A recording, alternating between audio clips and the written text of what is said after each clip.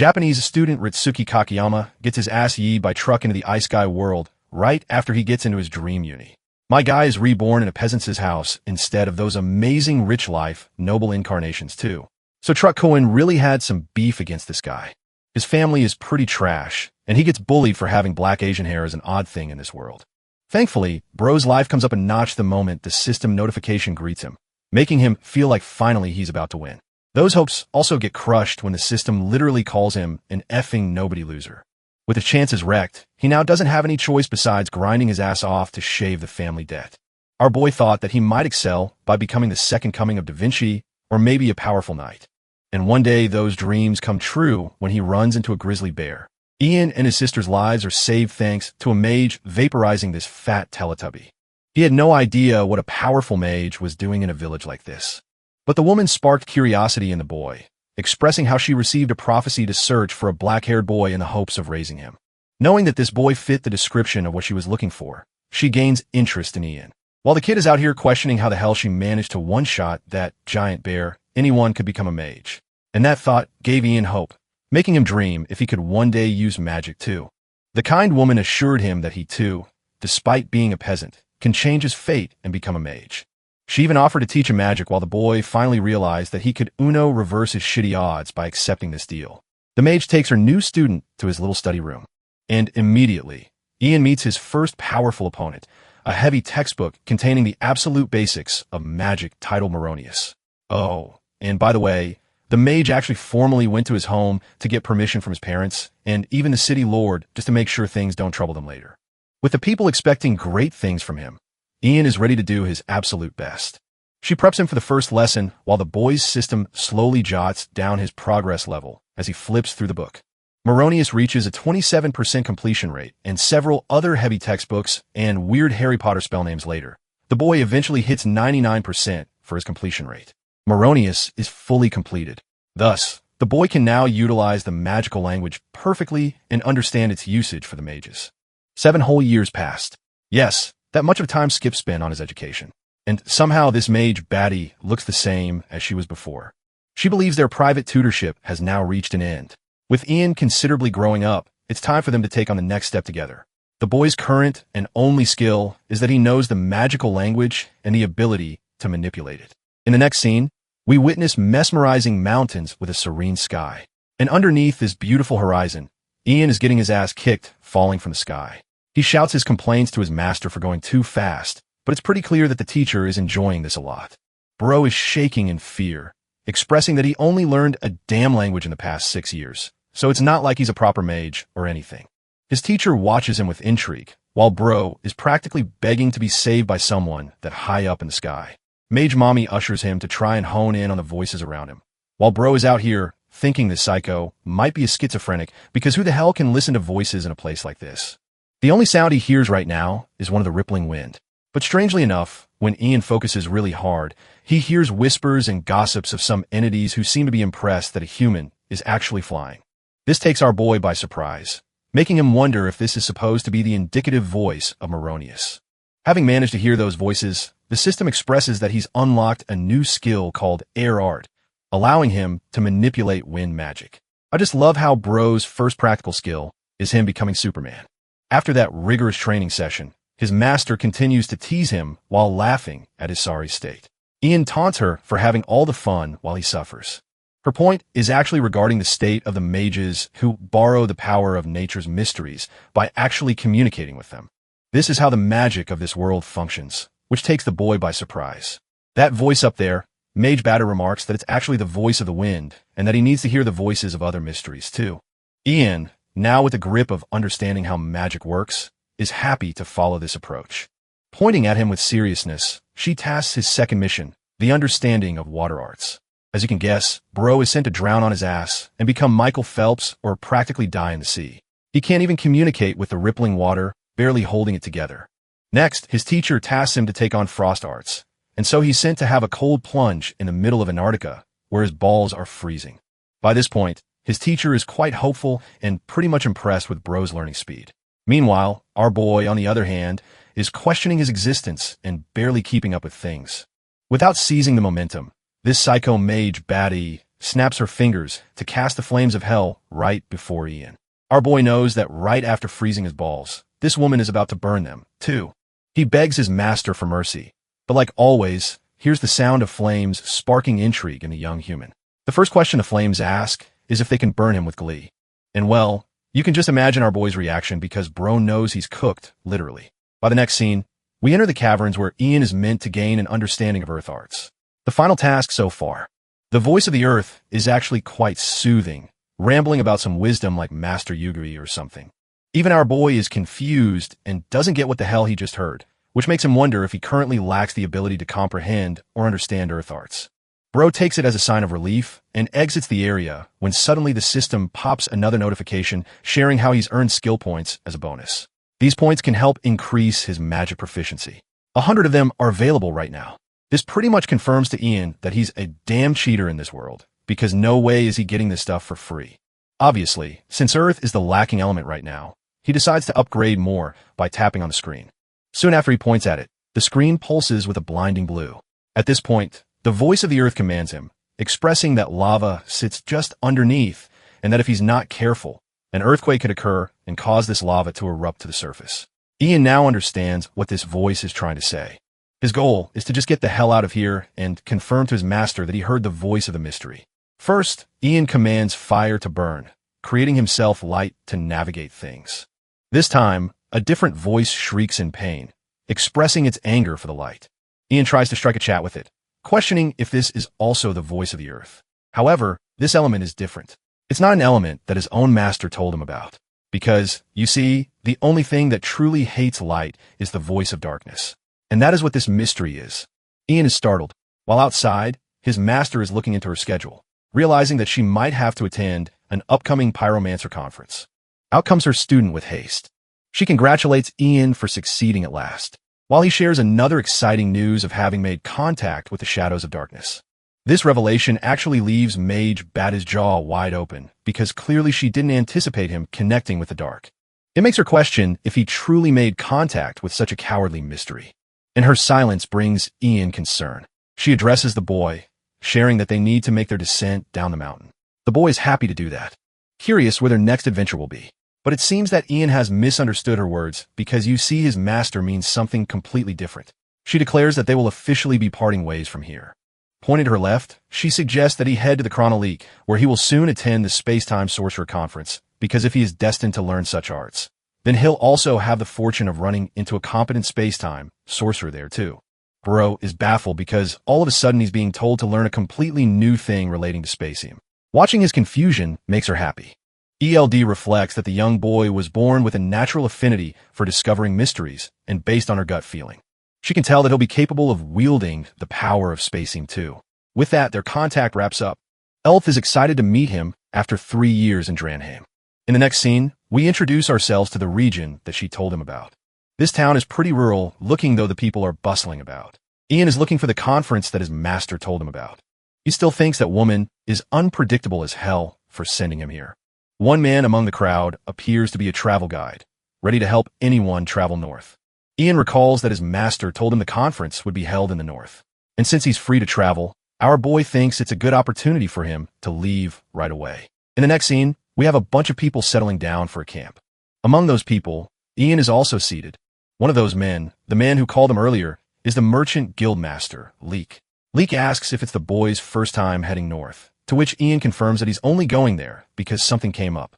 The older man hears this and comments that the boy probably has no idea about Dragon Mountain.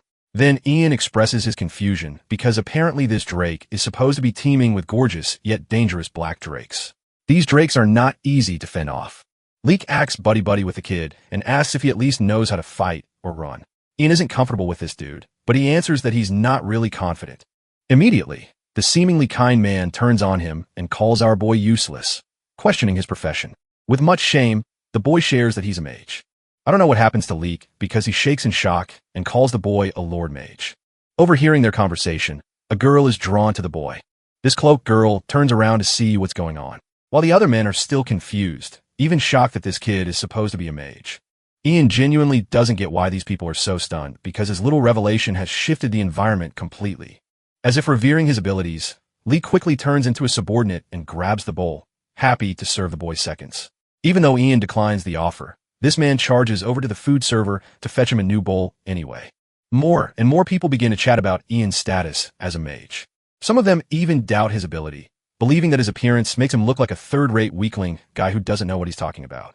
These haters are hating hard on our guy, thinking he ain't got all that, while Ian is a nice kid who doesn't pay them any mind. The girl from earlier who took interest in him decides to talk to him, whispering that if he's truly a mage, then the boy should try to use some spell and show these guys who's actually boss. It may seem like the assertive approach and a forceful one. Ian doesn't really get the point, though. The girl explains that typically mercenaries are known for making fun of quiet people, treating them as timid or weak. That's why it's necessary for such people to show their powers and intimidate others who doubt their strength. Because if Ian can simply do that, he will show them who's the top dog, and the mercenaries will automatically become his subordinates, willing to protect him in any trouble. The idea is a bit new to Ian, who understands where the girl is coming from, yet doesn't get what he's supposed to do in this situation. Because first of all, bro doesn't exactly have the experience of getting angry at people before. While this conversation is happening, the dude sitting around serving the food actually spits in Ian's bowl before coating it around with a leaf. This disrespect actually pisses our boy off, who can't believe that this had the audacity to spit on his food. All of a sudden, the ground trembles, making the server realize that he messed up. Ian goes up to the bastard and addresses them with a powerful presence, questioning how dare he spit in his plate like that. The server is wetting his pants in fear, so he quickly submits in terror, apologizing to the Lord Mage for his heinous actions, pissing him off even more. The server states that he just wanted to polish the plate. Ian is furious that this guy's best idea of polishing a plate is to first spit in it. The man argues that water is actually dirty, so it would have been worse. Ian doesn't really understand the meaning behind such a statement, questioning his logic. So, the server explains thoroughly how water is actually full of mud and parasites. That's why he doesn't really wash plates with water. And my god, bro, it's the worst reasoning ever because this man actually believes his spit is cleaner in comparison. The sentence traumatizes Ian, haunting him for the rest of the night. Bro is out here going crazy, completely turned to stone in front of the mercenaries and the servers because this medieval age actually has no sense of hygiene at all. Frustrated, Ian coldly mutters a spell, casting the might of the flames to erupt from the nearby campfire. These flames reach heights taller than the surrounding humans, intimidating them and surprising the girl who gave him the suggestion. Maintaining his assertive tone, Ian orders them to quickly fetch some damn water, berating them for a bunch of dirty medieval bastards. Both men run full speed away to fetch the water, not knowing what they really even did wrong to begin with. In the next scene, we find a calm night. It appears that everyone is off to sleep, except the mercenaries are on a search for Kathy, the girl they can't find. One horny bastard wants Kathy all to himself because his medieval 1-inch stick is acting up at 3 a.m. In the distance, he manages to find her. So, the horned dog calls out to Kathy, urging her to come to him.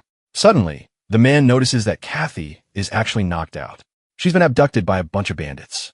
The mercenaries shout at the bandits, but their whole macho act fails when one of them is suddenly killed with an arrow piercing his chest. The mercenaries roar their anger for these aggressors to kill one of their comrades. They quickly bolt into action, aiming to fight these guys off and even kill them. The leader of this unknown group treats them like a bunch of small insects. But it's here when Kathy actually wakes up again and starts biting the grab out of this dude's back. The guy is forced to throw her down because he couldn't risk his arm getting chopped off with Goku's secret biting technique. Kathy struggles to run away, while the leader commands his men to quickly chase after the target as she's running away. While all of this is happening, our boy is sleeping in his tent with the same haunting memories, realizing that these medieval actually use spit for cleaning. The commotion outside quickly wakes him up from his nightmare. A mysterious voice calls out to him to get up fast. My guy senses the aura of the surrounding atmosphere before actually hearing the sounds of the mercenaries running to him. Leek is the first among them calling out to the Lord Mage and explaining that they're in deep trouble. In the next scene, our boy reaches the fight zone where these mercenaries are battling it out against the bandits. The leader is actually the strongest one of them, cutting the mercenaries with his sword like it's no big deal. In fact, he wants all his men to cut these guys down without mercy and then also search for the missing woman. Kathy, their target, is currently hiding behind the tree nearby. She shrinks in horror, not knowing what she should do because at the current rate of things, she'll be caught in no time. While she's hiding about, one guy actually comes up to expose her location, confirming her worst horrors of being found. With a blade to her face, the guy threatens to chop off her arm if she doesn't quickly get on her feet. Kathy, terrified, sulks in horror, knowing that her life is now over. Before she could even stand, this merciless scumbag raises his sword to cut her down. But at that exact moment, something hits him with enough striking force that even the ground ruptures underneath from the impact. Kathy is speechless while her savior stands right behind her. Ian casted his spell and arrives at the right moment. She looks at him with wonder while he grabs her hand and instructs the girl to stay close to him. His confidence comforts her while the rest of the group also bands together like a train and stands behind the Lord Mage. It looks funny, but it's actually methodical because Ian has a spell. He chants open like Sukuna's furnace technique. But instead of fire, this man gathers the might of darkness and lightning focused into one sphere. The surrounding mercenaries as well as the bandits take notice of this spell, and in mere moments, the entire region is shrouded in black. Not being able to see a thing, they worriedly cast their torches. But besides that small inference of light, nothing is visible.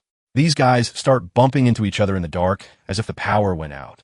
But while they're struggling, Ian's train formation helps his own group. He trails ahead with confidence while they follow him. And using this technique, he thinks they should make it out easily. The current skill he's using is one of the shadow arts paired with his dark vision attribute to see stuff in the dark.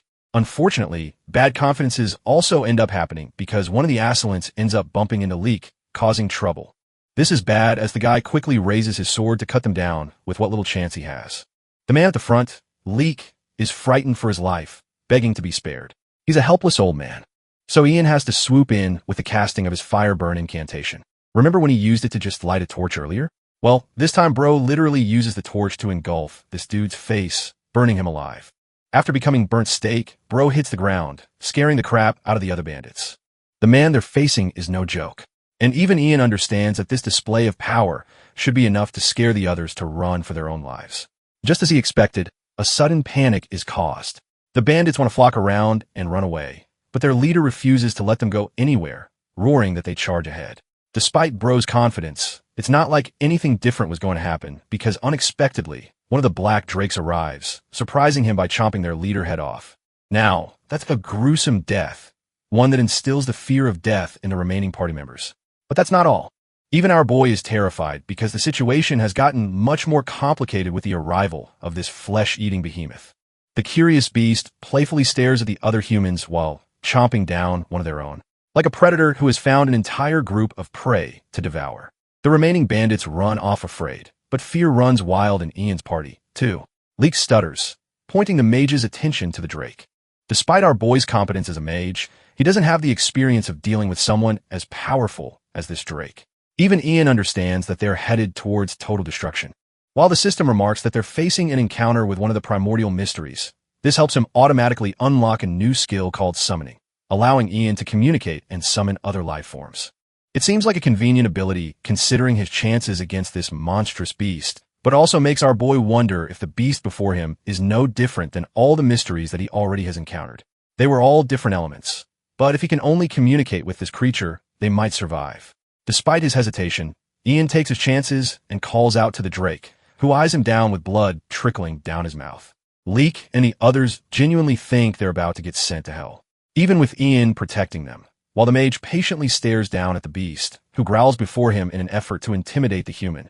Mustering some confidence in his ability, Ian continues to communicate, knowing that all this time none of the mysteries ever dared to betray his efforts. The mage introduces himself, but in the most corniest way imaginable, expressing that he's a friend of the Drake. Yep, it seems that he must have learned Talk no Jutsu from Naruto during his 7-year time skip, too. Anyway, the Drake is baffled, and so is Bro's party. Ian literally holds a sign up in his head to explain that friends are not supposed to fight each other. But I think Bro is forgetting the fact that this thing literally chomped down a dude fresh in its mouth. The creature growls back, making the others question what it's saying to the mage. Ian's face displays confidence. But the freaking hilarious part is that not even he understands what this thing is trying to tell him. So he's just as lost as the others. Right now, he's got absolutely no chance at communication. So he spends the remaining points buffing his skills, dumping all of them into his summoning stats with the chance of communication. After increasing his summoning stat, our boy can finally understand the Drake's language, which gives him a chance to speak to him.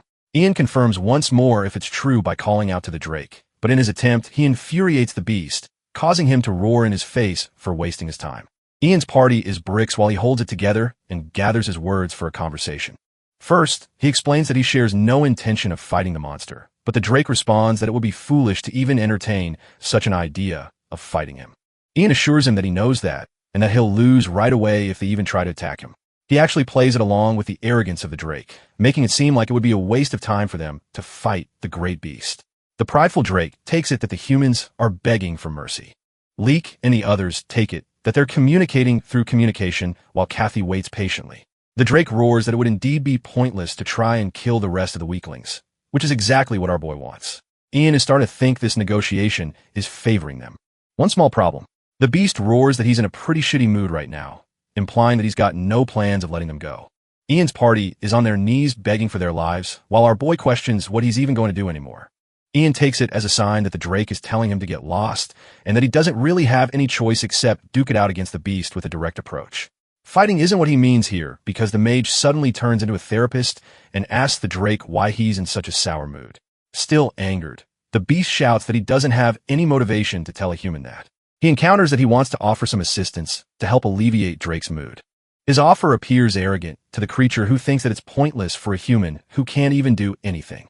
In response, the mage mutters a bunch of words in a magical language, casting the water to soar up and sprinkle around. The sight appears strange to the party, even stranger to the beast, while Ian surrounds himself with mystical aura. Intrigued with this sudden display of magic, the beast now takes full interest in the boy. Ian emphasizes that he's nothing more than a humble mage trying to communicate with the mysteries of the world. That's why he just wants to help the Drake with whatever he can do. Seeing that the beast hasn't yet anything to say in anger, Ian knows that he's in the zone. The next step is where the real negotiation actually begins. We cut to the next scene. Midnight falls upon them. The blood lust of the Drake is no more, and he's more open for a talk. Our boy is just happy that he managed to delay immediate death for him and the rest of his friends. But the real issue comes in the form of fulfilling the requirements. Ian figures his options, understanding that the Drake has all the leverage here, which means the mage has to be the one to make simple demands. A sudden memory of his master plagues his memory. She once told him that the mastery of magic is straight up impossible without a mastery of communication. It's the same reason why building a relationship with the mysteries is essential. Friends or not, every mystery contains its own kind of nature, their temperament. The job of a mage is to identify and empathize with such natures, going along the hearts of the mysteries. In other words, Ian learned that social navigation is a critical skill for a mage. And in a life-threatening situation like this, he has the perfect opportunity to prove himself as someone who can swindle a Drake out of a murderous mood. In order to achieve this goal, he calls for the skill window first. The system shows him a skill called Expert Summoning Management, which is basically everything our boy needs for the current trouble. Normally, this may seem like the quickest choice, but our boy takes his time and finds it really strange that the skill involves feeding the Drake some high-quality liquor. Ian is sweating bullets the more he reads this damn system's notes, because the next step requires glazing the out of the mysteries he's talking to. Long story short, the most helpful advice bro got from the system is to just use alcohol and become one of those simps that glazy thoughts on Twitter. Ian submits in defeat, realizing that this kind of task is impossible for a loner like him. While even the Drake is left questioning what the hell this dude is trying to do, strengthening his resolve, our boy thinks that he should start off by reaching the creature's heart, as it's the only way for him to make any progress. Ian addresses the Drake, expressing that he's actually prepared a mighty gift for the glorious beast. Curious about the gift, the beast desires that he bring it forth at once. Next, Ian calls Leek, who is startled by the sudden command. Bro quickly tells this old fart to fetch the strongest liquor they have right this moment. Moments later, the man returns with the most exquisite and premium-looking box of liquor, presenting it before the Drake. The monster doesn't exactly get the purpose of this gift. Even Ian is internalizing his anger, pissed off that this monster is so ungrateful. But on the outside, my guy plays it cool and explains that it's a very precious gift in the human world. Pouring the beast a huge cup, he presents it to the monster. The Drake smells it at first, finding it a peculiar scent. The beast erupts with anger, questioning if this man is about to pull some kind of fishy 30,000 IQ move on him to betray the monster. Ian's party is frightened, but my man continues with his poker face and assures the Drake that no fishy business is going on. To prove his words, my guy chugs down the whole mug without any problems. Even his party is a little shocked that he went ahead and did all that. Ian shakes it off, acting like nothing happened, but deep down he's stunned with how strong this thing is. The Drake is a little upset that the liquor smells pretty bad, so it plugs its nose to avoid it. The mage assures him that it'll help him feel better if he just let it give it a try. The monster stares it down. The tiny little mug surely couldn't do anything to him. With forwardness, it lets its tongue out to get a small taste. While Ian's party prays for their good, suddenly, the drake turns into a squirming little girl. Clearly, he didn't expect such an outcome. And though he doesn't find the taste pleasant for a wild beast like him, the substance feels addicting. Finding that perfect lead, Ian shares that the beast should try this other one too. So, the night goes by and this thing is literally drunk as hell, swallowing so much liquor. The drake is in a giddy mood and has found a new addiction to liquor. But our boy's questioning how the hell this bastard is still alive after drinking 7 whole barrels down the drain. Ian and Drake have become besties, with both of them discovering how heavy of a drinker this beast is. Earlier, our boy had planned that he would escape while this big bad lizard was asleep, but that's going to work anytime soon. Instead, Ian is chugging down the same liquor himself, when suddenly the drake calls out the mage for his earlier request to discover why he was in a bad mood. The drunken drake weeps and gets all teary like a sentimental schoolgirl, confusing our boy. Apparently, the drake is annoyed that his nest is in a bad location, a harsher location compared to the others. Despite that, his partner told him that she felt at peace and well, bro's weeping over his girlfriend. Meanwhile, Ian comes out reflecting how in the flying fudge, this ugly-looking drake managed to secure a girlfriend while he doesn't even have one. The creature wallows in pain, expressing how his partner eventually started getting teased by the rest. It made him feel guilty on her behalf, and in his anger, broke up with his own girlfriend. It's hilarious because Mr. Tough Guy's roar hilariously wakes up Leek and the others from their sleep, and then also puts them back to bed by reaping their souls. Well, Ian can understand this feeling. The drake is feeling the loss of a lover no differently than a human. At the same time, a plan comes to his mind to change things for the better. He calls out to the beast, explaining that he could use magic to fix that wretched nest. The monster is shaken with this support. Ian chimes in and asks for something in return, asking for one simple favor. By next morning, Ian walks about while Leek is still daydreaming some shitty romantic dream. Our boy taps this timid clown's head and actually gets triggered that this old fart isn't waking up. Ian threatens to snap his finger out if he doesn't wake up right away. Bro looks at him with the most JoJo-ass Giga-Chat expression ever. His glare terrifies Leek, causing him to shout and wake up, while the rest of the group also topples down because of him. All this time, Ian has been pulling their asses together on a cart, because soon after that dragon let out a roar, they all fainted on the spot. Kathy thinks she made a mistake tagging along with these guys, while the others ask if the drake already went into its nest. They hug each other in comfort, scared that the monster will come out at any moment and slaughter them. Ian assures them that the dragon is at its nest, waiting for his arrival. He's already made a deal with the creature to help save the lives of his friends. Just hearing that makes these clowns suddenly turn into his #1 fans, while Ian is left wondering if he should have left them to die. Back then, he told the monster that he'd fix his nest in exchange for the lives of these people. Hearing those words, Leek and the others chant the name of the brilliant archmage, honoring him. Our boy doesn't get where this is all coming from, because apparently these guys are under the impression that the mage actually beat up the big bad dragon for them. And after scolding the creature, he sent it back to its nest before forcing the creature to surrender to his mercy. These losers are ecstatic with a wave of emotion coming over them. They want to serve this man for the rest of their lives. Ian is just annoyed and orders them to be ready to depart without ditching him by the time he's back. They agree to this command, expressing that they're united as one, and soon after, Leek asks them to check on the number of mercenaries they have on them. Kathy notices this, and for some reason is observant of her surroundings. Let's cut to the part where the dragon takes our boy to his nest. It's a rocky little setting. Ian expresses his shock, causing the dragon to jump his ass for acting like it's unsolvable. Our boy clarifies that it's not unfixable at all. It's just that he's sleepy and bro's stamina is at an all-time low. Ian just wants to quickly get done with things, so he doesn't get bogged down later. His objective is to simply push back protruding rocks and create more space here. Focusing himself, he communicates with the calm earth, who talks back to the human. Ian asks for a favor, and immediately the earth declines, stating that it's busy. Bro realizes that this thing is not happy with him at all. While the anxious dragon wants immediate updates, the mage explains that the earth isn't even listening to him. So, he's going to try again when its mood improves. He has an understanding that the earth is going to be angrier, even if he makes a second request. While the dragon argues that if that's how things are, then it just can't be helped. Instead of getting angry with the mage, the dragon actually thanks Ian to actually give it a shot for someone miserable like him. Even our boy gets in his feelings while the dragon asks him for his name. Ian introduces himself. So, the beast also introduces itself by name, Longtail. He wants the two of them to be friends. So, our boy holds its paw, creating a new bond and confirming the summoning requirement of this beast. The system assures him that our boy can use the monster anytime he wants. But even then, he feels shitty for being unable to do anything about his friend. The beast calls out to the human, expressing that they should at least celebrate their friendship. And for that, he offers as much gold as he wants to take.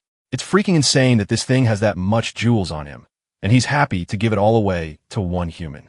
Ian inspects one of the jewels, wincing that if only Earth was willing to give him a chance, things would have been different. But then, after inspecting one of the jewels, our boy experiences a sudden shock. He turns over to Longtail and asks if it's fine for him to scribble on the floor. The beast is confused and allows him the opportunity. Moments later, Ian carves up a gorgeous magic circle with a jewel as its heart. This is the same method his master taught him. A method used to convince a mystery by using magic circles. Longtail has no idea what this mage is trying to do, while our boy assures him that this is going to be good. This time he calls out to the earth once more, urging her to move the rocks and smoothen the walls for him. Interestingly, the jewel on the circle reacts with a strong light, and indeed the walls start to move in accordance to the desire of the mage. Longtail is blinded by the light, but by the time he gazes back at his nest, it is gorgeously crafted into this divine masterpiece. Ian expresses that it's his return present as a friend. While this little dragon is ready to burst into tears, the lair goes metal as hell, and it even smells amazing. Longtail questions if this too is the beauty of magic and holds the human hand. This time, the dragon won't have any shame presenting his new lair to his girlfriend, and even the children they'll have will feel safe. Ian didn't ask for the extra information, but he's happy to help, except a reverse effect of his technique fires back on him. His body shivers, and he experiences a sudden headache. And before he can comprehend what's going on, the mage quickly faints before the dragon after bleeding from his nose. In other words, my guy fried his own brain for this technique, and he doesn't even have a reverse curse technique to heal his brain like Gojo Satoru. Panicking, the dragon comforts his buddy, who is still gasping heavy breaths. The beast has no idea what to do when suddenly Kathy roars for her friend and comes rushing towards him. The dragon is a little confused while she's frightened for her life. Thinking that he's about to eat her, she stops dead in her tracks while the dragon looks at her with a glare of death, thinking that she might be some kind of enemy. Kathy trembles and softens up, expressing that she's here for conversation. Then she begins chanting the same stupid signs that our boy made earlier to paint the picture that she's a friend. With much difficulty, the beast ends up understanding what she means. They both look towards Ian, who is still in a pretty rough shape and barely managing about. By night, our boy is brought underneath the night sky. When he gets back up, he instinctively reaches for his phone as if he were still on Earth. Hilariously, instead of holding his phone, the dude ends up holding this chick's hand before questioning how the heck his phone turned so soft or turned into a gummy. The squishy soft sensation genuinely doesn't make any sense until Kathy directly asks if he's awake because bro is doing some really sus right now. Ian, now flustered, embarrassingly jumps out of her lap, confused as to what the hell she's doing here. At first, my guy thinks he's the one dreaming, but she explains that she was covering for him after he hit his head. The ringing headache still bothers him while she advises him to try and rest.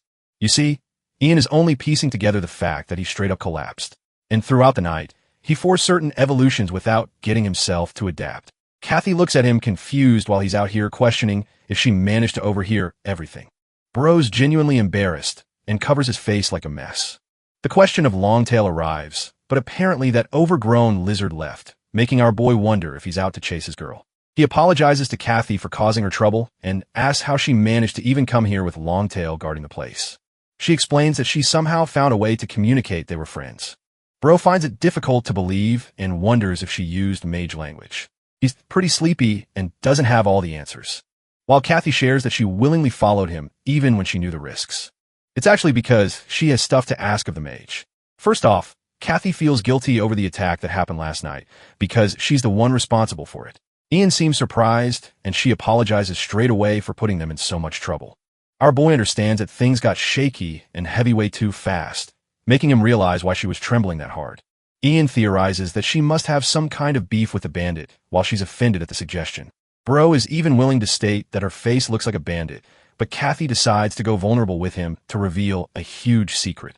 Ian expects this to be a corny plot twist, like her being some kind of princess of a country.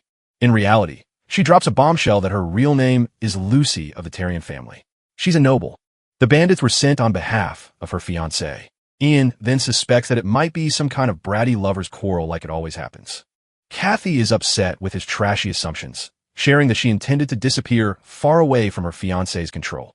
However, she lost the confidence to escape ever since the events that occurred yesterday. Grasping his hand, she begs him to help her escape. Ian is a little overpowered with her suddenness, questioning what she's even running away from or if it's really that bad. The girl emphasizes that her family, the Terrans, are a baronial house that govern the Fenlep region. Except because they had a shortage of knights to defend them, they were constantly at risk of being attacked. Because of that, a territorial war was always looming over them, threatening the very destruction of their family. In haste, she was married off to a knight who was once a mercenary captain as means to control the situation. Because this man had insane influence in his mercenary team at the time, he was active. All the threats posing their family vanquished. Things seemed fine at first. The guy seemed okay with his position as the son-in-law of the Terrian family, but then things collapsed quickly. He went mad in the thirst for power, thinking that he could do anything. This guy even picked up random women, treating her with utter disregard and hate. Things had gotten to a really terrible point, causing her parents to demand a breakup of the engagement. However, things did not work out for them well either, and with a heavy heart, she reveals how this bastard poisoned her parents. Ian is shaken by this revelation. While the helpless girl shares how this scumbag thought he'd lose the power, so he made his point by poisoning her family. Even our boy thinks this dude is a generational for doing all of that, while Lucy reasons that the guy will forever remain a commoner, which is why he's forcibly trying to inherit the family's name and rank. She only managed to escape thanks to the help of a servant, refusing to marry that man. But she knows that he'll keep coming after her. Her one true desire, as a helpless little girl with no one to turn to, is that Ian help her reach safety and escape him. The mage understands her situation too well. Our boy can feel the kind of violent figure this man truly is for taking such lengths. So much so that he's willing to kidnap his own fiancée. It's a complicated affair, and though he has no idea how these medieval processes affect his work, he can empathize with her. Lucy begs him, pleads with him on the behalf of her family, hoping to reward him with anything. Still, one question bothers our boy. Why him? Because he could always betray her, too. Lucy fires back that she's got nowhere to turn because nothing is worse than that man. She's even willing to offer him everything for the freedom in return. In fact, this woman is so desperate, she's ready to help him take the rank of a noble by becoming a part of the Tyrian family. Even though later there comes an offer from a little princess saying that she would marry someone common and a farmer's boy like him. And this is truly an incredible chance for a farmer's son to become connected with the nobility in a world like this. Ian still cannot decide what he truly wants for himself. If that happens, he would become part of the nobility, but he would no longer remain the disciple of would not live the life of a mage the way he always wants to. Maybe that kind of life would still be fine for him. And on the other hand, it could also become a good way for him to live as a nobleman while dealing with politics and power. Right now, he stands at a crossroads regarding his destiny and the kind of person he truly wants to become, whether he should live as a nobleman or continue as a mage. Still, he is born into a fantasy world for a reason. So, he believes he should use this opportunity to push his magic to its absolute limits. By helping Lucy, he should be able to gain experience as a mage while also earning enough money to support himself with stable expenses. Because of that, he decides that from now on, he will drive away all the kidnappers and simply allow everything else to follow its natural course. He clears his throat and tells Kathy that she should probably ask someone who can use a sword far better than him, because a mage is not exactly a warrior, and he cannot do much for her during moments of danger. Even so, he still agrees to help her as long as she is willing to pay him. And after that, everything that happens will depend on him. Kathy immediately bursts into tears of joy and becomes deeply grateful for his help. She throws her arms around Ian, and Ian feels a wave of sympathy for her as he quietly allows her to cry her heart out against him. Meanwhile, Drake is lazily sunbathing when Ian and Kathy finally step out of his cave. Drake instantly becomes excited when he sees his friend again, and he happily tells Ian that he looks good. Ian responds by saying that they're heading down the mountain because everyone is waiting for them below. Hearing this, Drake says that both of them should climb onto his back because he will take them there himself. Ian jumps onto him without even hesitating, but Kathy remains nervous and uncertain for a moment. Drake then calls her Ian's girlfriend and tells her to climb on as well. But Kathy completely misunderstands his words and immediately begins trembling in embarrassment, while Ian quickly explains that things are not like that and that the two of them are not together. Drake still does not seem convinced because to him, they honestly look like a cute couple. Kathy remains confused by the entire situation, But Ian tries to calm her confusion and asks her to climb on behind him. Seeing Ian in that moment looking nothing less than a true hero, she finally decides to trust him. She climbs on a drake and wraps her arms tightly around Ian. At the same time, the merchants are arguing among themselves while speaking to Leek. Some of them insist that they should pack their belongings and leave immediately because they believe the dragon must have already killed Ian by now, and staying any longer would only put them in danger. However, the merchants are divided and both sides keep arguing over completely different choices. One side wants to stay and wait for the powerful mage, while the other side desperately wants to leave and head somewhere safe. Leek thinks silently for a while before finally opening his eyes and declaring that he gave Ian his word that he would wait for him. And because of that promise, he is going to stay no matter what happens. The merchant who supports his decision immediately shouts with joy after hearing that they are staying. However, only 10 minutes later, a group of bandits suddenly attacks them. The bandits capture everyone and aggressively demand to know where the girl traveling with them is located. Leek becomes confused and asks what girl they are talking about. But one of the bandits explains that they mean a beautiful young woman with dark blue hair and warns Leek that pretending to know nothing will not save him from the situation. Leek suddenly realizes that they are talking about Kathy. But when everyone turns around, they discover that she has not been near them for quite some time. The bandits immediately assume that all of them are lying and begin threatening to kill everyone while the terrified merchants scream in fear. Then suddenly Leek realizes that their protector and savior Ian has returned. Everyone quickly turns around and sees Drake charging toward them at incredible speed while Ian and Kathy ride on top of him. One of the bandits nervously asks if the woman riding there is the girl they are supposed to capture, but panic already begins spreading among them because the creature is rushing toward them at terrifying speed. The moment they finally realize that it is not a dragon, but a drake, they immediately abandon everything and run for their lives. Once the bandits are finally gone, Leek is deeply grateful that Kathy is safe. Although he is also furious, because if it had not been for Ian, she would have ended up in terrible danger with all the bandits and the people hunting her down. One of the merchants asks how those men even managed to discover Kathy's whereabouts in the first place. But that mystery has to wait for another time, because none of them understand how the pursuers began tracking her the moment they arrived. None of them can understand how people who follow the same heavenly God church can be so cruel either. Hearing the church's name makes Ian pause because he has not heard it in ages. Yet he knows it is one of the great religions of the world, and its doctrine strictly forbids enslaving fellow believers. Even so, human traffickers and criminals have ignored those commandments for years and continued selling and exploiting people anyway. More importantly, even after witnessing a mage and seeing Drake with their own eyes, those bandits still refuse to abandon their pursuit of Lucy.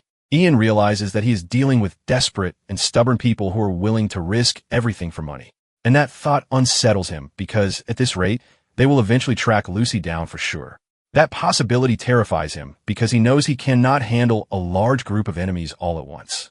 Because of that, he asks Drake for a favor, and Drake instantly agrees without hesitation.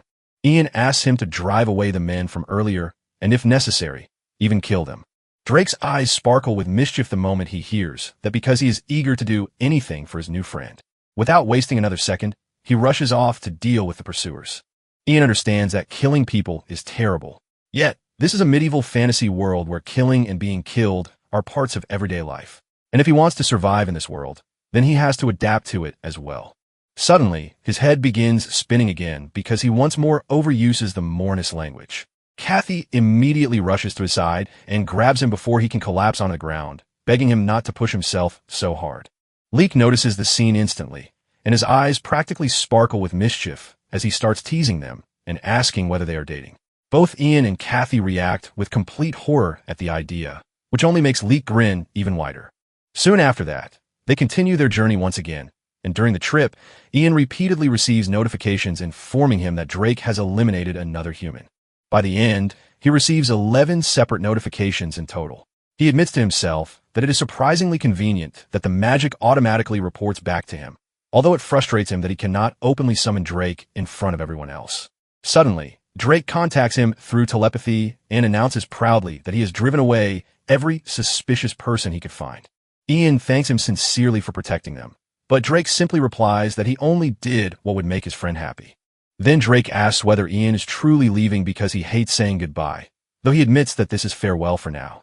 Ian understands that Drake cannot leave the mountain range, and that realization saddens him because it means they may not see each other again for a long time. Drake thanks him once more for everything he has done. But before ending their conversation, he suddenly brings up the mystery of the Phoenix. Naturally, Ian becomes interested immediately.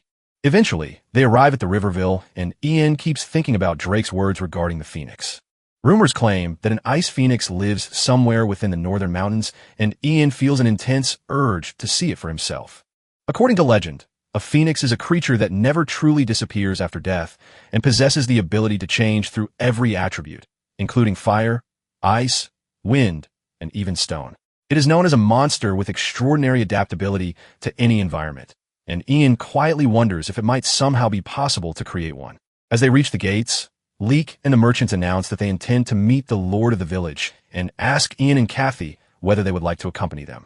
Ian immediately decides against it, because if Lucy wants to escape safely, then staying away from powerful nobles and high-ranking officials is probably the smartest option. Because of that, he says that the two of them plan to rest at an inn before continuing their travels.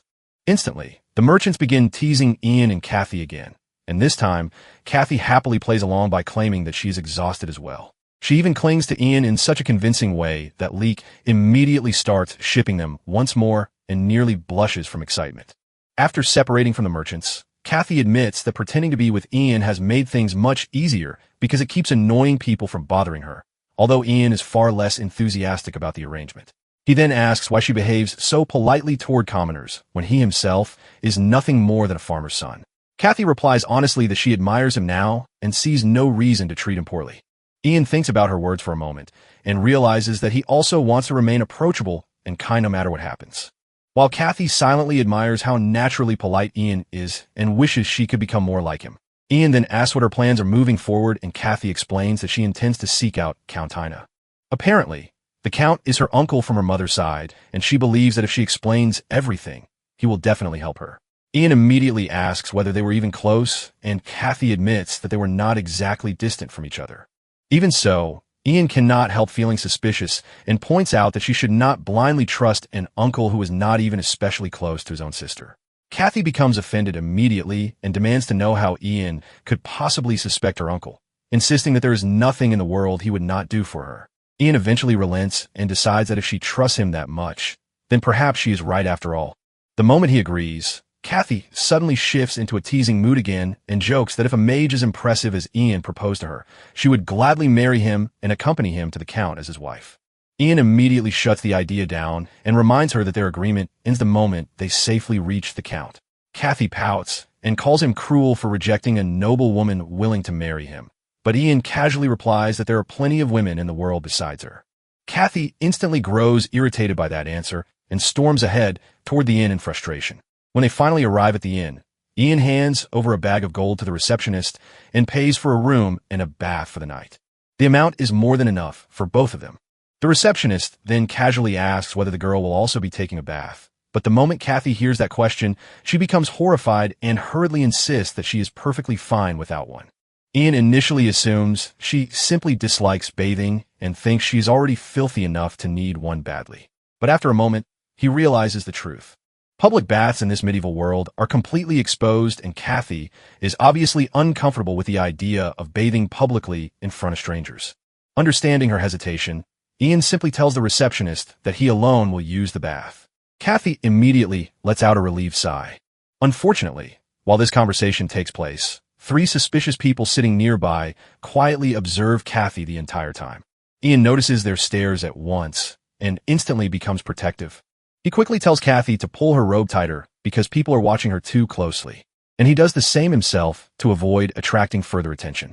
However, by that point, it is already too late because those strangers have clearly fixed their eyes on Kathy and have no intention of forgetting her face.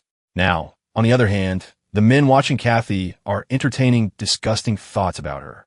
It is the first time they have ever seen someone as beautiful as her, and to them, she looks almost like an angel descended from heaven itself.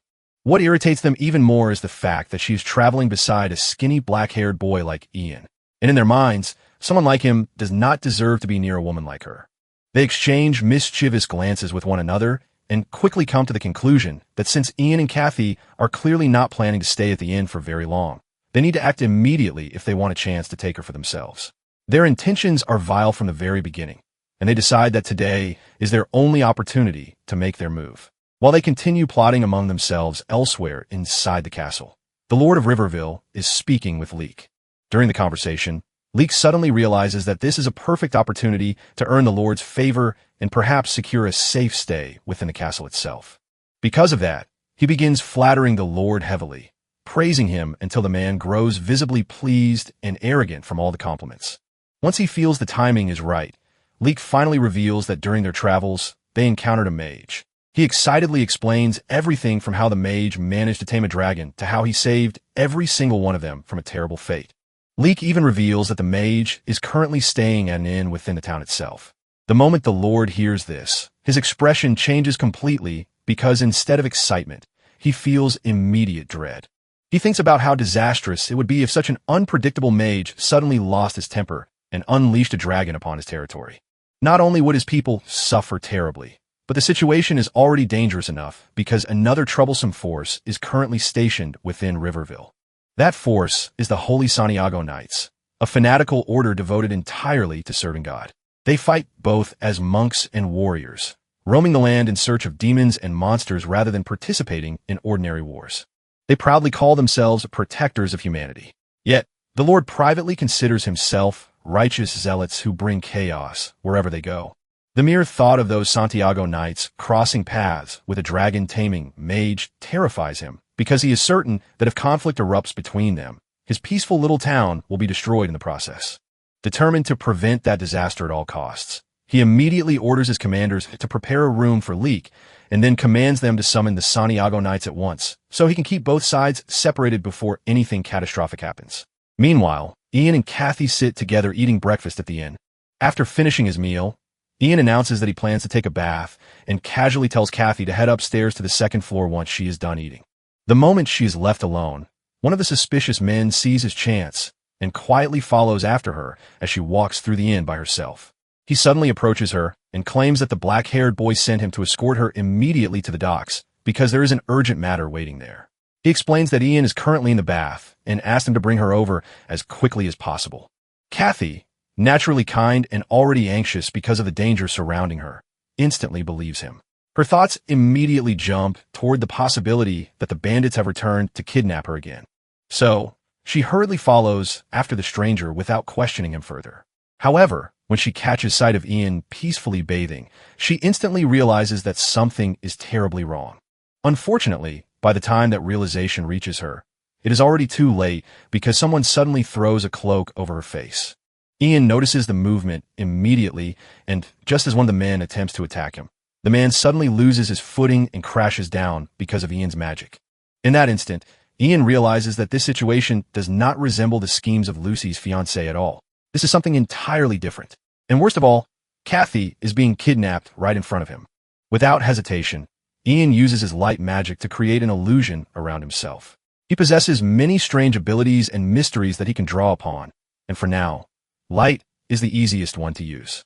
Yet at that very moment, something unexpected happens. Shadows begin creeping toward him as if alive, almost inviting him to play alongside them. When Ian opens his eyes again, he suddenly realizes that darkness itself has become his new ally. Instantly, he gathers the shadows around him and unleashes them upon the kidnappers. Darkness pours from his eyes as the shadows engulf the men completely.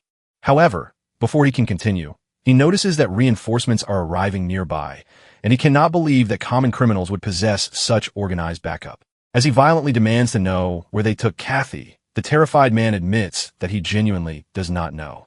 Suddenly, Ian feels the cold edge of sword pressed against his back. A stern voice orders him to stand aside, while another man questions him about the darkness from earlier and asks whether Ian was the one controlling it. At that moment, Ian realizes exactly who has arrived, because standing behind him are the warriors of the Holy Santiago Knights. Ian confirms without hesitation that he is indeed the mage who summoned the darkness. Although, while speaking, he cannot stop thinking about the terrifying old man standing before him, because the sheer blood lust radiating from him is overwhelming. The criminal immediately begins begging the knights to save him and shamelessly lies that the mage suddenly tried to kill him for no reason at all. Ian stares at him in disbelief, unable to comprehend how casually the man twists the truth. The old knight narrows his eyes and reads that if Ian truly is a mage, then such murderous intent is entirely believable. Hearing that instantly irritates Ian, but the old man continues speaking and claims that mages are all the same because they possess dangerous bloodlust and believe they can do whatever they please without consequences. Ian takes deep offense to those words, and anger begins rising inside him. However, before he can respond properly, the old man speaks with such authority that Ian realizes something important about this world. Here, having a foul mouth and overwhelming presence is often treated as proof of strength and skill. Even so, another knight suddenly steps forward and declares that regardless of Ian's abilities, it does not excuse him for using wicked magic. Ian pauses at those words while the knight explains that surrounding himself with darkness is an act of turning away from the heavens and rejecting the light of the sun. According to him, hiding within darkness is nothing more than the behavior of a coward. Ian thinks carefully for a moment before clearing his throat and calmly arguing back that the laws of heaven allow both day and night to coexist. He then asks them that if heaven truly belongs only to the light, then why does night exist at all? The moment those words leave his mouth, the knights fall into complete existential confusion. Their expressions shift dramatically as they try to process his argument. And soon, many of them become strangely fascinated by him because they realize this young mage possesses a level of intelligence far beyond what they expected. Taking advantage of the silence, Ian politely asks them to excuse him because his sister has recently been kidnapped and he desperately needs to rescue her. Instantly, the knights realize the criminal deceived them from the beginning, and every one of them turns toward the lying man with fury in their eyes. The old knight then orders a man named Dietrich to keep watch over the criminal before marching toward the inn himself. As a form of apology for wasting Ian's valuable time, he declares that he will personally help rescue Ian's sister and ensure her safety. Soon afterward, they arrive at the dock where the remaining kidnappers are attempting to smuggle Kathy away on a boat. She is tightly bound inside a body bag while the men hurry to escape before anyone catches them. The knights instantly recognize what is happening and become furious because the criminals are already preparing to flee. Meanwhile, Ian notices something important about the timing. The sun is beginning to set, and because of that, he realizes he can use his magic far more effectively now. The old knight asks everyone how they should proceed and insists that for the sake of rescuing the innocent girl, they must work together. The knights become excited at the thought of battle, but Ian quickly warns them that charging directly onto the boat could be extremely dangerous. The old man refuses to back down and insists that he is willing to do anything necessary to help save her. Ian then explains that he noticed a large hook nearby and plans to pull the boat back toward the shore somehow. The old knight stares at him in confusion and asks whether he intends to use shadow magic for such a thing because he cannot understand how that would even work. Ian casually explains that he possesses introductory knowledge from many different schools of magic and can use multiple forms of magic instead of specializing in only one. The old knight becomes even more confused because throughout his life, he has only ever seen people dedicate themselves entirely to mastering a single element rather than several at once. Without wasting more time, Ian suddenly begins chanting in his infamous Mornis language and calls upon the river itself, asking it to create obstacles and force the boat back toward the shore. Almost immediately, the river responds to his command. Powerful currents begin twisting violently, dragging the boat backward while waves crash around it and throw the vessel into chaos. Because of that sudden shift, Ian finally manages to rescue Kathy safely. The moment she is freed, she clings tightly to him in relief. Ian immediately realizes that if she continues acting this affectionately, the old knight will quickly understand that they are definitely not siblings at all. Because of that, he awkwardly hugs her back while secretly thinking about how exhausted he already is. His energy feels dangerously low, and all he wants now is to finally return to the inn and take a peaceful bath. Unfortunately, Ian has no idea yet that in this world, something as simple as enjoying a quiet bath is nearly impossible for him. Meanwhile, back at the castle, an emergency letter suddenly arrives. As it turns out, Bernard, the eldest son of Riverville, along with Hansen, the Knight of Riverville, are already rushing toward Ian's location. Both Bernard and Hansen notice the thick smoke rising in the distance and immediately assume that it must be coming from a battle. At once, they begin worrying that the Lord's fears may actually be coming true and that the knights and the mage have already started a full-scale conflict within the region. Hansen secretly thinks that this entire situation is already troublesome enough because he has been forced to drag along the sheltered young master the entire time. And after seeing the expression on Bernard's face, he becomes even more convinced that bringing him here was a terrible idea. He is exhausted from constantly babysitting a spoiled child like him. However, When they finally rush toward the source of the smoke, they discover that it is not coming from a battle at all. Instead, the knights are actually assisting Ian while he takes a bath in the open, something that leaves Ian himself extremely uncomfortable and nervous. Bernard and Hansen burst into the scene immediately, and Hansen quickly tells the young master to stop where he is. The moment he realizes that nothing dangerous is happening and that it is literally just a bath, both of them stand there utterly dumbfounded. Neither of them can understand how anyone could casually bathe outside in the open like this. Even so, Bernard remains suspicious and convinces himself that there must be something deeper going on beneath the surface. He begins looking around intensely for any hidden meaning or secret behind the situation. Suddenly, he starts shouting loudly that, as the son of the Lord of Riverville, he has every right to receive a complete explanation about everything happening here and demands that someone brief him in full detail. He immediately throws a childish tantrum while Ian watches the entire scene with an increasingly uncomfortable expression. The old knight, whose name is Elder, calmly says that he will explain the situation, but Bernard arrogantly cuts him off and snaps that he was not asking Elder anything because he wanted Ian himself to answer. His disrespect toward Elder is obvious as well. Bernard then proudly introduces himself as the heir of the family before rudely ordering Ian to get out of the bath and show proper respect toward him. Ian immediately realizes that this behavior resembles something Kathy once told him about. In this world, nobles apparently practice a strange tradition known as mage baiting. It is a custom where nobles intentionally provoke mages in order to test their power and temperament. If a mage silently tolerates the insults, then people view them as weak. But if the mage reacts fiercely with anger, then they are acknowledged as truly powerful. Realizing that Bernard is likely trying to provoke him intentionally, Ian refuses to obey his demands. Bernard instantly explodes into another fit of rage and screams about how Ian dares to defy a noble like him. Ian fires back calmly that he has no obligation to listen to a spoiled little boy. Furious beyond belief, Bernard orders his knight to capture the mage immediately, although the knight himself appears more interested in trying to calm the brat down than actually attacking Ian. At that point, Ian decides that enough is enough. He admits to himself that he could tolerate the childish provocation earlier, but being treated like a fraud crosses the line completely. Rising from the bath, he unleashes both his dark magic and light magic at once, causing trash bins, axes, and nearby objects to float ominously into the air around him. Hansen quickly tries to smooth things over by apologizing for the young master's disrespect and assuring Ian that they fully understand his strength.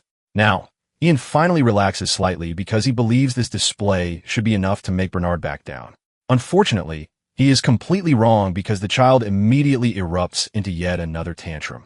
This time, Ian genuinely begins fearing that the spoiled noble might actually try to have him executed, leaving him with little choice but to cooperate for now.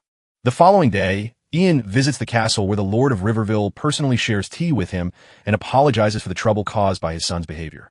Ian politely replies that he should be the one apologizing because he may have taken things too far himself.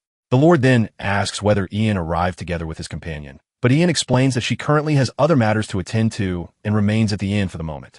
In reality, he knows that Kathy is staying under the protection of the knights for her own safety. The conversation soon shifts toward Ian's background, and the Lord asks about the name of Ian's master.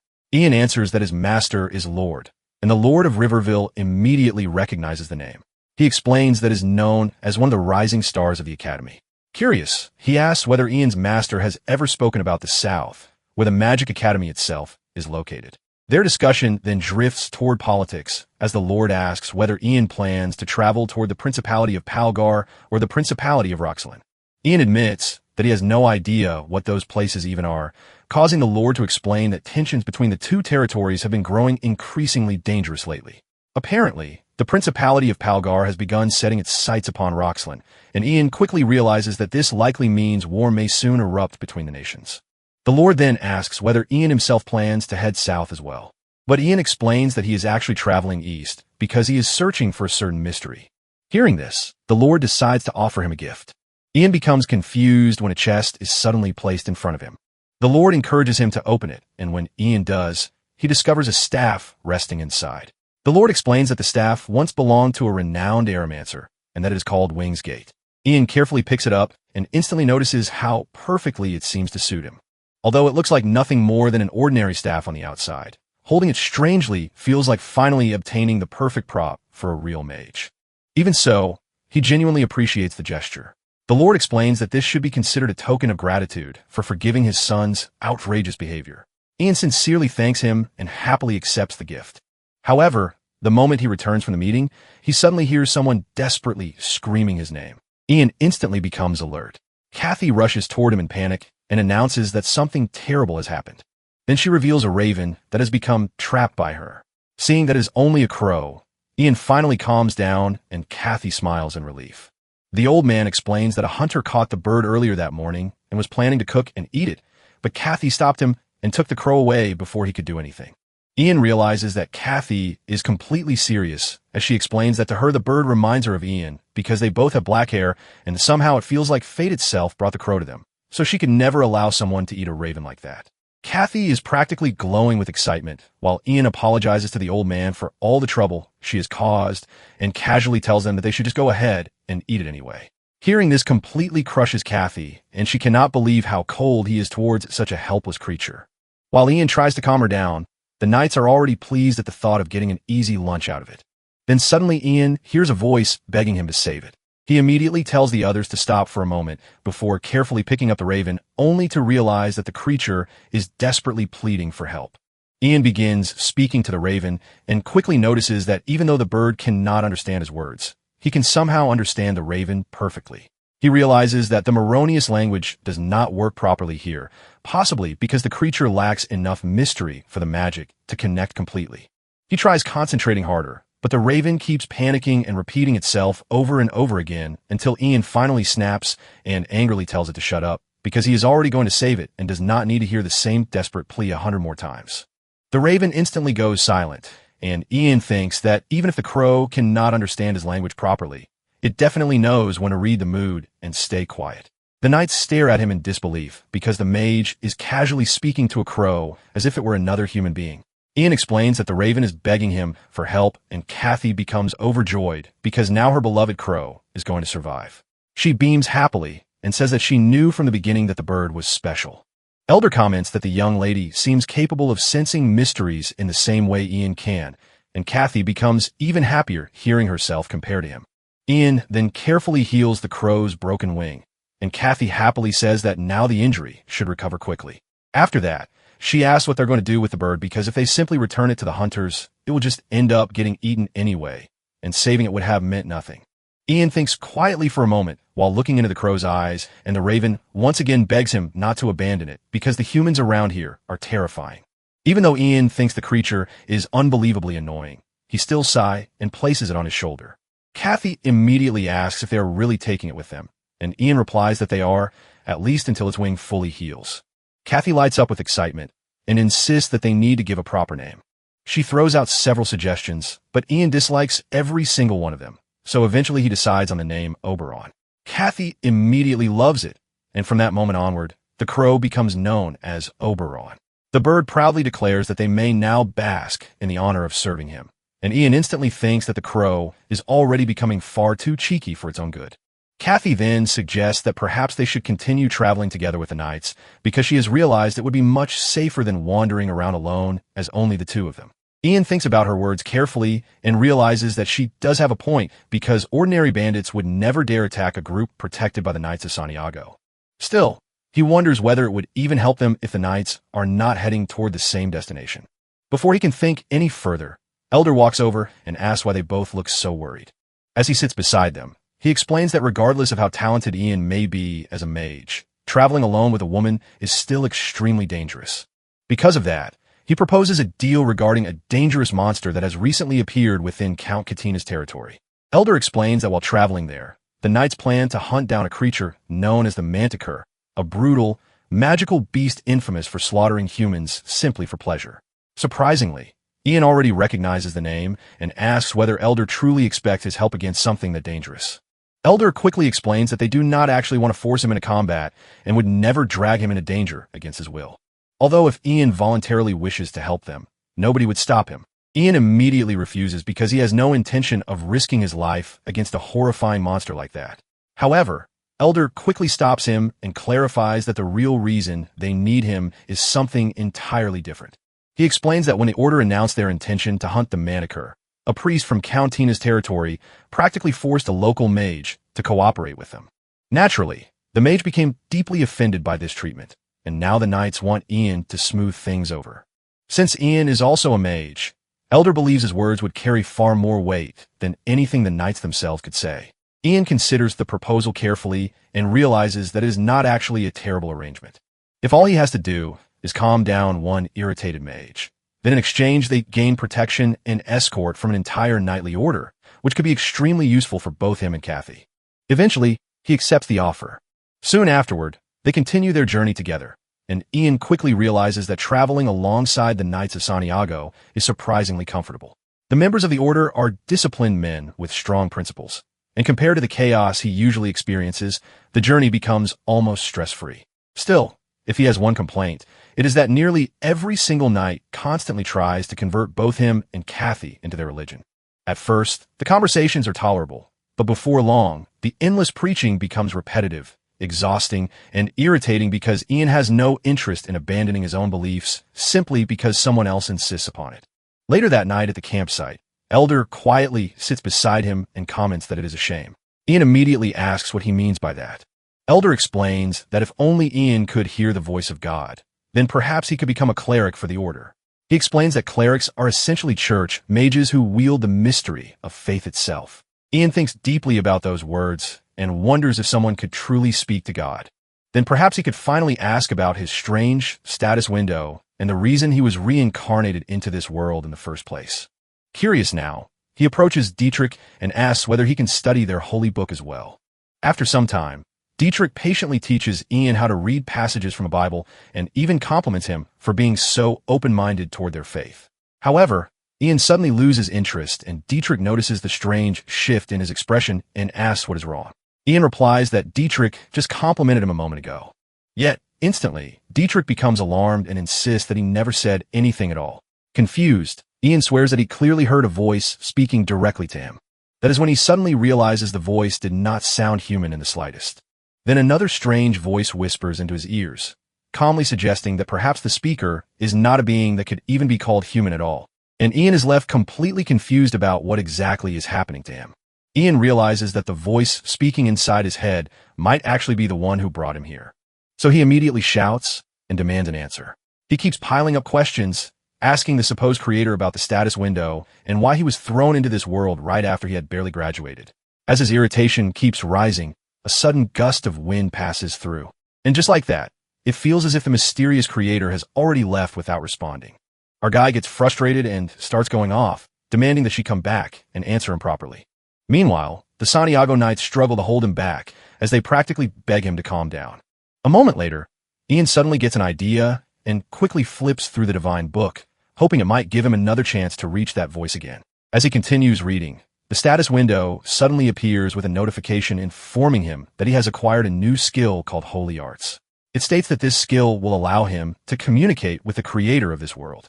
Right after that, more notifications begin to flood in, telling him to show greater interest if he wants to satisfy the creator.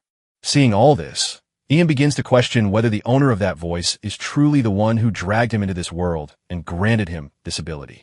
The more he thinks about it, the more he feels like some kind of puppet being controlled and laughed at. He wants to rush things and confront her directly, but his holy arts level is still too low to start any real conversation.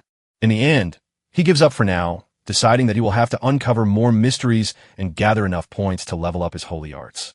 A few days pass during their journey, and at one point, a group of bandits tries to ambush them. The knights handle the weak amateurs without much trouble, and then check on Ian, asking if he is fine. Ian responds that he is safe and asks the elder if he is all right since they were the ones actually doing all of the fighting. The elder laughs it off and says that no matter how much of a geyser he turns into, he is still not going to lose to some amateur bandits. Ian takes the chance to ask him more about his past and brings up that he has heard he used to be a mercenary. The elder admits it and says that even if he looks like an old man now, he was once a hotshot known all around. He explains that he had to start using the alias elder because whenever people heard his real name, they would come after him just to gain attention and make a name for themselves. Hearing this, Ian starts wondering if the man really was that famous. After the bandits are taken care of, one of the knights reports to the elder and informs him that the road ahead splits into two paths. He explains that the eastern path leads to the Count's castle, while the western path goes toward the Manicure area. The old man then tells Ian that the mage he mentioned lives somewhere near the Manticore area and points in that direction, asking him to hurry. Ian stops the group for a moment and suggests to Kathy that they should first go meet the mage before heading to the Count's place. Lucy immediately refuses and says she will go alone instead. Ian gets concerned and asks if she will be all right on her own. She smiles and responds that she is not a child, and she is confident that the Eastern Path will take her straight to her uncle's place. She waves goodbye and leaves without hesitation. Watching her go so casually makes Ian uneasy as he wonders if she will really be fine. He then decides to deal with the mage as quickly as possible so he can check on her before anything goes wrong. The old man asks the boy why his sister left without him, but Ian simply replies that he will catch up to her soon and quickly shifts the topic back to the mage. The old man leans over Ian's shoulder and asks if he is mentally prepared to face what is coming. He tries to scare him by explaining how dangerous mages can be and adds that the one they are about to meet is already upset because of the order. Ian questions why the knights are the ones cleaning up the order's mess, and the old man casually replies that they are paid a heavy amount for it. That answer makes Ian realize why all the knights are wearing such shiny and expensive armor. Then the old man shows a bit of sympathy and reassures him that since Ian is also a mage, the other mage might calm down once she sees his face. Ian starts wondering what kind of person she might be, since this will be his first time meeting a mage other than his master. Meanwhile, the female mage named Monty Campbell, who looks more like an unpleasant witch, is seen stirring a pot of soup. The scene shifts back to some time earlier when the Order approached her and asked for her magic to help capture the Manticore. The Order behaved rudely and told her to feel grateful since the forest was under their control. This attitude makes Monty angry, and instead she offers them a chance to try her cooking if they want her help. She uses the horrible smell of her soup to scare them off, and it ends up working. As the story shifts back to the present, the knights and Ian arrive close to the witch's place. The elder informs him that the mage they are about to